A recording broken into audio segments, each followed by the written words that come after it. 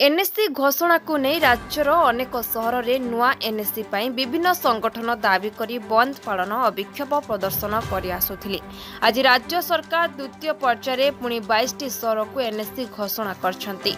से 22टी सहर मध्य कलाहांडी जिलार नल्ला और मदनपुर रामपुर ना घोषणा होइथिबारु नल्ला अंचल में खुशीर लहरी खेली जाइछि।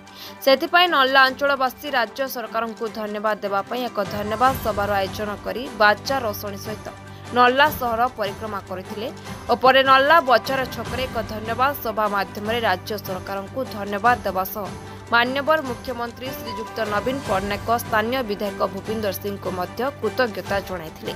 उक्त कार्यक्रम में नल्ला विधायक श्री सिंह, जिला परिषद सभ्य हरिशंकर माझी, नल्ला सरपंच चिरंजीवी गौड़िया, समिति सभ्य नमिता साहू, लिली दीप, परेश प्रधान खमारी, समाजसेवी कुमुद नायक, नल्ला अंचल बहु मान्यगण्य बुद्धिजीवी माने एई शह शह जनसाधारण सहित पुलिस प्रशासन मध्य उपस्थित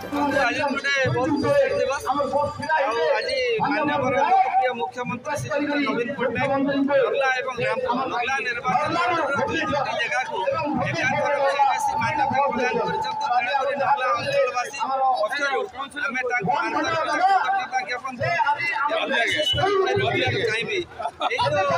एनएससी दाबीटा नल्ला एनएससी दाबीटा दीर्घ दशक धरी चली आसला। विभिन्न संगठन, विभिन्न राजनैतिक दल, विभिन्न सचेतन नागरिक माने विभिन्न समय नल्ला को एनएससी मान्यता राज्य सरकार दाबी रखिले। एनएससी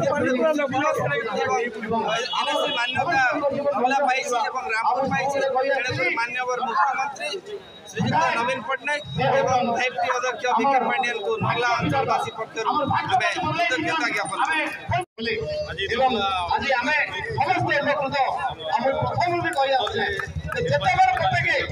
आम अंचल विधायक चाहे से अंचल केतबे उन्नति नहीं आपण माने सब जानिछन दीर्घ 20-25 वर्ष हला आम विधायक मान बेसी देखि आज नहीं 1990 मसीहारू मुई राजनीति पदार्पण करिछे समस्त पथ पथ होइछे जाइछे आसीछे करिछे।